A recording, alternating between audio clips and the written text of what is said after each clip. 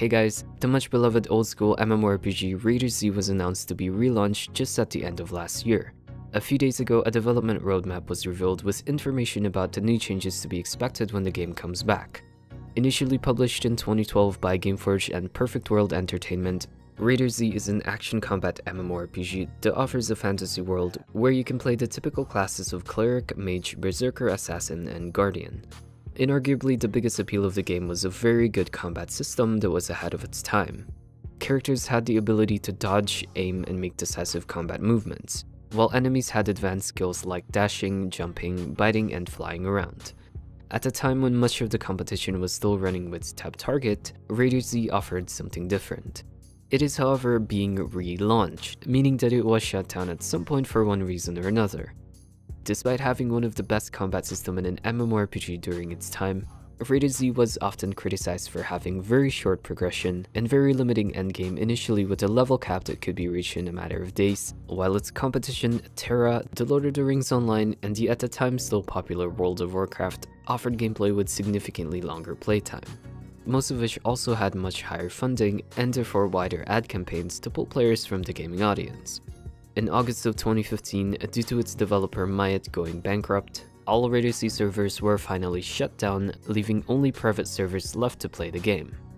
Now 3 years later, the Korean developing company Masangsoft is taking over the RaiderZ IP and will be making several changes to reinvent and improve what once caused the game to shut down. They plan to make some big changes like making the class system more open by better synergizing the different skill trees, introducing passive skills to the game, and changing the almost standardized endgame gear that essentially forced every endgame character to have the same gear sets. For the combat, they plan to keep most of the old system, but will go as far as changing a few of the skills completely. The old questing system will also get slight adjustments, with things like some of the subquests to be turned into optional content rather than being required for leveling. One thing that I really liked about RaiderZ back in the day was that many parts of the game required strategy. The solo combat requires your own personal skill, and the group combat can usually only be completed by taking a second to stop, share tips with your party, and strategize. Players always invited you to parties to help kill open world bosses cause they hit really hard, and dungeons often had to be fully coordinated with every team member cause they required coordination from all of the roles including the healers. You don't just run in and smack things till the dungeon is over. I like its combat and group content more than some of the MMORPGs we have already upcoming in 2018. I think it's definitely good to have more action combat MMOs even if this is an older one. It was also probably the first game I played that offered a really good multi-class system. In terms of what is lacking, endgame content was low in variety, and from what I remember, the initial character customization is also way too simple. However, I do remember lots of customization within the game through dyes and armor fusion.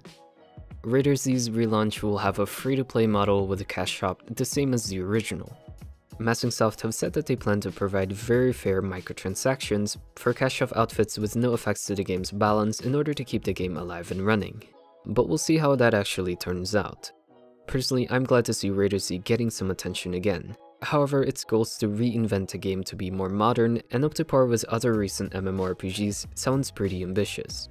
It is an old game, the graphics were never good, so it's gonna look even worse now in comparison, but I do still want to see it come to life again, possibly mainly for nostalgic reasons.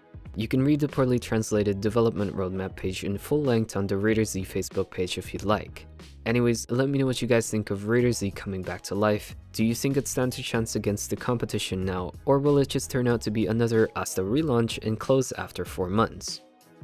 If you haven't yet, be sure to subscribe for more MMORPG updates, and if you'd like to support my content further, consider becoming my patron on patreon.com/Nocht.